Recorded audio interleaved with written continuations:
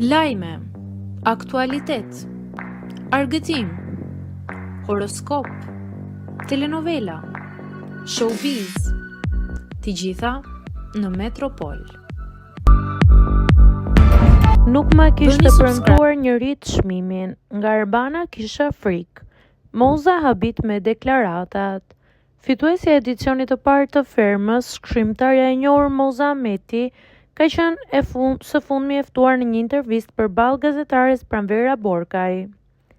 Përveç emocioneve të triumfit dhe eksperiencës së saj unike brenda formatit, Moza ka folur shumë hapur edhe për dyshimet fillestare që produksioni kishte ndaj saj. E tregoi për herë të parë detaje nga intervista dhe biseda e bërë me dy drejtuesit e projektit, Arbanën dhe Eduardin, përpara se të merrte vendimin për të bërë pjesë e Fermës. Sipas shkrimtares, megjithse dëshira e tyre ishte që ajo të vazhdonte sa më gjatë në lojë, në sytë e tyre shihej një lloj skepticizmi nëse një karakter i formuar dhe i veçantë si ajo do të rezistonte kushteve të izolimit dhe punëve të vështira të Fermës.